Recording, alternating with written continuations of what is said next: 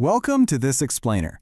Today, we're diving into a genuinely confusing and honestly pretty frustrating reality, the lopsided friendship. You know exactly what I'm talking about, right?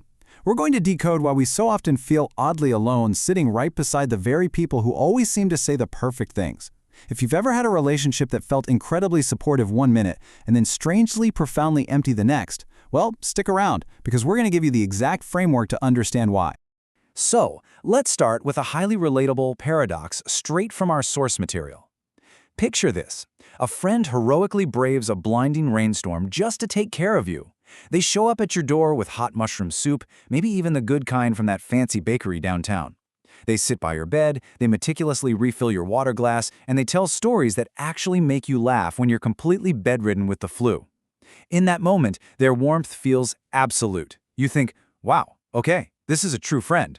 But immediately following that grand dramatic gesture, they completely vanish. I mean, radio silence for 3 whole months, not a single text checking in. And when you finally do reach out, they reply super enthusiastically, but then repeatedly cancel any rescheduled plans with these beautifully written, heartbreakingly perfect apologies. It is incredibly disorienting. You realize the soup wasn't a down payment on a deep connection at all. It was, well, just a mood they happened to be in that afternoon. And that incredible contradiction brings us to the core mystery of today's explainer. Why is it that some people are absolutely amazing when you're in the ditch, but completely disappear the second you climb out? If you're nodding your head right now, let's really dive into this. Because society constantly trains us to measure friendship entirely by who shows up when the house is on fire. But there's this entire species of behavior that just wears the costume of care, completely skipping the part where it does the daily, unglamorous work of real intimacy. To really wrap our heads around this, we have to contrast funerals and weddings. We often hear that anyone can do a funeral, and honestly, that's because grief asks for sympathy, and sympathy is cheap. It's widely stocked. Most halfway decent people can rise to a crisis because it comes with clear instructions, right? It gives them a heroic role to play. But the wedding? The wedding is the harder room. Standing at the edge of someone else's exceptionally good day with absolutely nothing to gain from it and feeling genuinely glad anyway, that is the real test of connection. The author of our source text actually discovered this weird asymmetry on a very rare good day. A longtime hero of theirs, an essayist they'd admired for 5 whole years, finally praised their work publicly. The author was grinning like an idiot, feeling like they'd won this gorgeous little lottery. But when they eagerly shared this amazing news with an old friend over coffee, the friend's only reaction was a polite 2-second, completely empty smile. They just said a flat, "Ah, nice," and immediately pivoted to complaining about the morning roadworks. Ouch. That cold, 2-second dismissal? It wasn't cruelty, it was just an absence. And it turns out, there is actual science behind this. Enter a psychological framework called capitalization, pioneered by relationship psychologist Shelly Gable. Capitalization is basically the study of what happens when you bring someone your good news rather than your bad news, and it reveals a very surprising and kind of uncomfortable truth about the structural dynamics of our relationships. Now, what's truly mind-blowing here is that Gable's research proves a massive point. How a person reacts to your victories predicts the health of the relationship even more strongly than how they handle your ruin. I mean, think about that for a second. The wholehearted response, the person who leans in, asks for details, and is visibly pumped for you, that is what actually sustains a bond. The quiet nod, the quick subject change, that flatline reaction, those actually track with the relationships that are quietly coming apart at the seams. So, this brings us to Part 1, a field guide to performative care, 4 tests. Let's quickly look at the actual tests you can use to identify these low-tide friends in your own life. First up, we have the motion sensor friend. This is a person who is incredibly electric and attentive when you are physically in the room with them. They make intense eye contact, laugh at your jokes, and insist, "We have to do this more often." But the absolute instant you leave their sight, it's like a mechanical click goes off. Click, and you stop existing. Their warmth runs strictly on your immediate physical presence, with literally zero internal reservoir of memory or intention to reach out when you aren't right in front of them. Next is the subscription apology. We all have that one friend whose apologies are basically on autopay, right?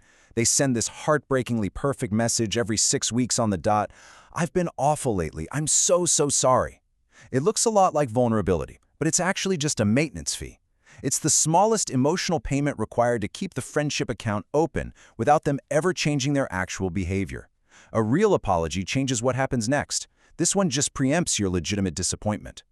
And this leads perfectly into our third archetype, the friend with logistical generosity but zero emotional attention. This friend will gladly haul your heavy couch up 3 flights of stairs or endure the absolute misery of a 5 a.m. airport drop-off.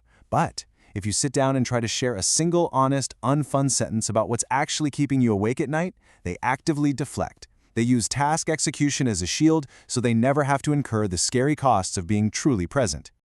The fourth test identifies curiosity with no memory. This is the friend whose questions are just conversational reflexes. They'll ask about that big project you're working on or the thing you're stressed about, but they completely fail to retain the answer. You know this because a month later they ask the exact same surface-level question like it's brand new information. People who are actually listening leave a memory trail. If they don't, well, the asking was just performance art. Which leads us directly to Section 2, the emotional economy of pseudocare. Let's peel back the curtain on why this happens in the first place. You see, these performative behaviors aren't necessarily malicious. They actually serve distinct psychological purposes. First, they act as social insurance, a way of keeping a wide safety net of low-effort connections. Second, they allow for self-image maintenance. Dropping off emergency soup lets someone comfortably view themselves as a good friend without doing the grueling consistency of real care. And third, it completely avoids vulnerability. By keeping things transactional or crisis-focused, they never have to expose their own internal landscape. Now that we've diagnosed the counterfeit, it's time for Section 3, the dual filter for real connection. Let's figure out how to recalibrate our circles. A genuine connection must pass both the low filter and the high filter. The low filter means they can stand with you in your mud, in your deepest sorrow, without using your misfortune to play the hero. But crucially, they absolutely must pass the high filter too.